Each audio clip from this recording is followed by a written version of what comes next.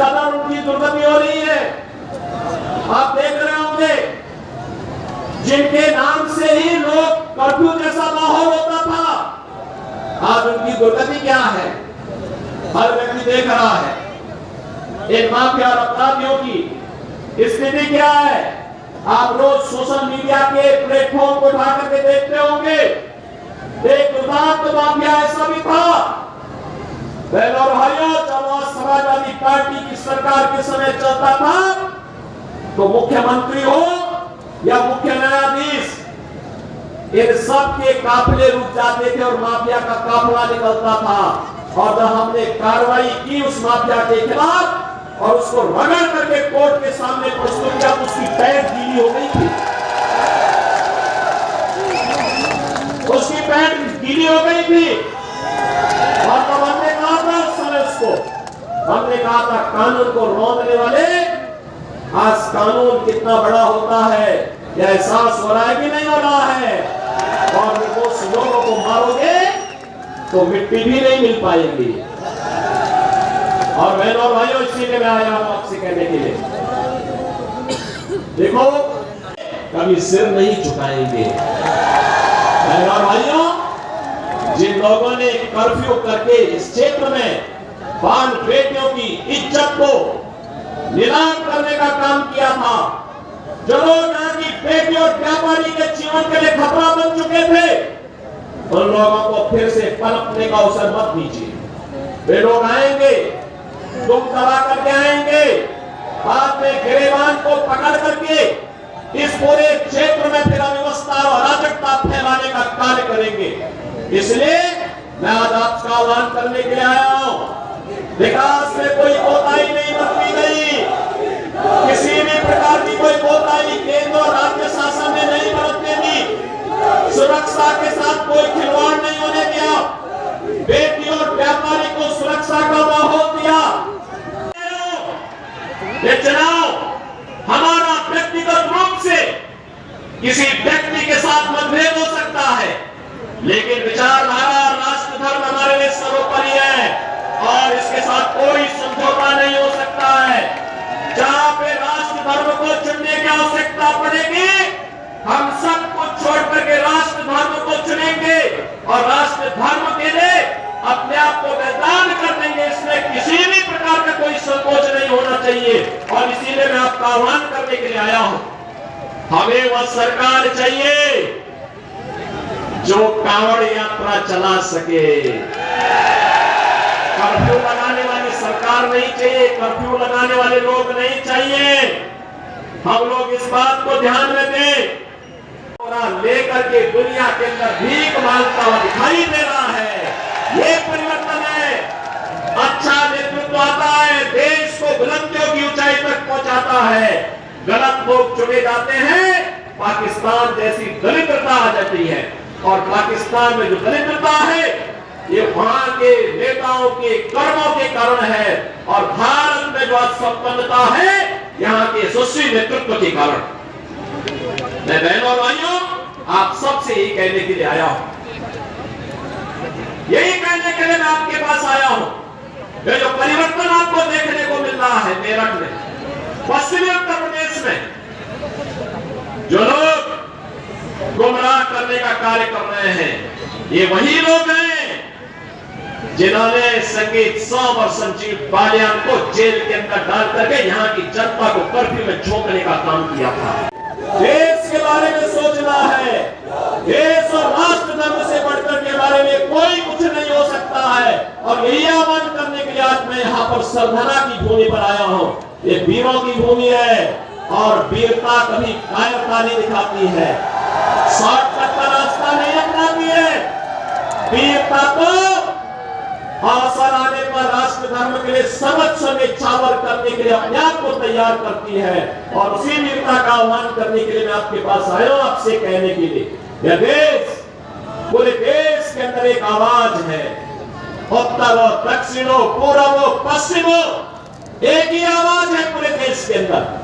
मुझे 3 दिन पहले महाराष्ट्र जाने का अवसर प्राप्त हुआ था, उससे 1 दिन पहले मैं राजस्थान गया था, अभी जम्मू कश्मीर से आ रहा हूं। और केवल यहाँ की सभा के लिए आया हूं।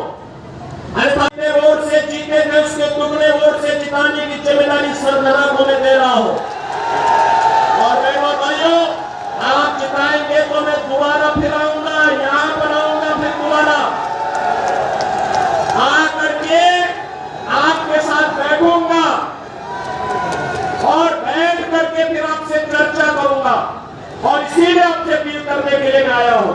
ये जिम्मेदारी आपकी है।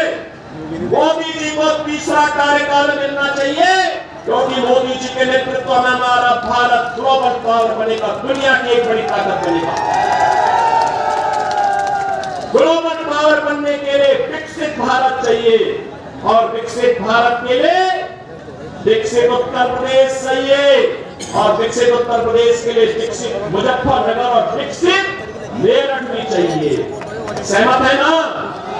और विकसित मेरठ मुजफ्फरनगर दुर्घटना से फट जाए ना तो पाकिस्तान सफाई देता है कि नहीं हमारा कोई हाथ नहीं है इसमें, क्योंकि उसे मालूम है कि कहीं ऐसा न हो कि कहीं किसी आतंकी गतिविधियों में लिप्त पाकिस्तान परस्त तत्व का हाथ हो और फिर एयर स्ट्राइक में देने के लेने पड़ जाए पाकिस्तान को। भाइयों, ये सारा पराक्रम भारत का जो देखने को मिल रहा है, ये मोदी जी के नेतृत्व में भारतीय 4 वर्षों तक कांग्रेस और उसके सहयोगी दलों ने इस व्यवस्था को दबन कर इस व्यवस्था को बनाए रखा।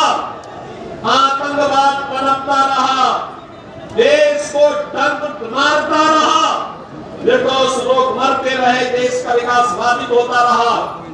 लेकिन बहनों और भाइयों, 70 वर्ष के बाद भारत माता के महान सपूत से नरेंद्र मोदी जी जैसा यशस्वी व्यक्तित्व देश के पास आया, जिन्होंने कश्मीर के इस दंश को समाप्त करते हुए धारा 370 समाप्त किया। और जो भाजपा के कार्यकर्ता दशकों से नारा लगाते थे, जहां हुए बलिदान मुखर्जी इस क्षेत्र को विकास की मुख्य धारा के साथ जुड़ने को, उनकी सबकी गर्मी शांत हो गई है, वे गए काम से। और इसीलिए मैं आप सबसे अपील करने के लिए आया हूं कि पूरे देश की एक आवाज है, पूरा देश एक ही स्वर में बोल रहा है, और वह बोल रहा है कि फिर एक बार मोदी सरकार, फिर एक बार, थोड़ा जोर से बोलिए, यहाँ की आवाज दिल्ली तक पहुंचाइए, फिर एक बार मोदी सरकार, या मोदी सरकार की जो पॉलिसी जिनकी इस पूरे क्षेत्र में यहाँ के निर्दोष नागरिकों पर झूठे मुकदमे दर्ज करके यहाँ के नौजवानों के जीवन को जिन लोगों ने निगलने का काम किया था, उन लोगों को कभी माफ करने की आवश्यकता नहीं।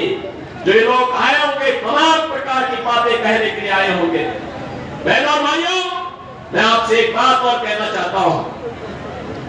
आपने महाराणा प्रताप का जीवन देखा होगा।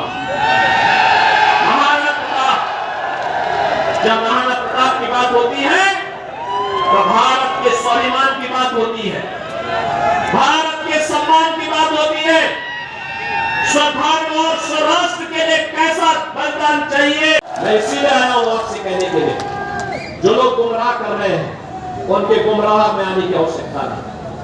ये लोग कभी नहीं आएंगे। जाति के सौदागर उपयोग करेंगे, बाद में सौदेबाजी करके गायब हो जाएंगे। हमें किसी भी ऐसे व्यक्ति के बहकावे में नहीं आना है जिससे हमारा राष्ट्र धर्म खतरे में आए। याद रखना, इस देश के राष्ट्र धर्म को हमेशा खतरा जब भी आया है, इन्हीं लोगों के कारण आया है जिन्होंने जातीयता के आधार पर समाज के सामाजिक ताने बाने को छिन्न भिन्न किया है, हमेशा छिन्न भिन्न किया है। और मेरे भाइयों, मैं आपको इस बात के लिए आश्वस्त करता हूं कि कोई मायके और भाइयों, आज उस कश्मीर को भारत का अभिन्न हिस्सा बना करके मोदी जी ने साबित कर दिया है कि हमारे लिए राष्ट्र धर्म ही सर्वोपरि है। बहनों और भाइयों, यही स्थिति आज 140 करोड़ का भारतीय दुनिया के अंदर जहां कहीं जाता है तो 140 करोड़ भारतीयों को वहां सम्मान मिलता है। लोगों के मन में भारत के प्रति सम्मान का भाव पैदा हुआ है। जम्मू कश्मीर में शानदार सभा हो रही है। लोग लोकतंत्र की मुख्य धारा के साथ जुड़ रहे हैं। जम्मू कश्मीर में भी वैसे विकास के कार्य हो रहे हैं जैसे आपके मेरठ में हो रहे हैं, उत्तर प्रदेश के अंदर हो रहे हैं, दिल्ली में हो रहे हैं। ऐसे ही विकास के कार्य वहां पर भी युद्ध स्तर पर आगे बढ़ रहे हैं। यूनिवर्सिटी आपको हम लोग यहाँ प्रदान करने जा रहे हैं।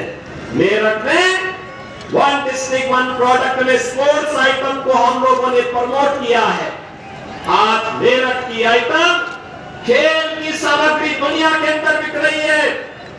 बहनों और भाइयों, मुजफ्फरनगर में रहना चाहते हैं क्योंकि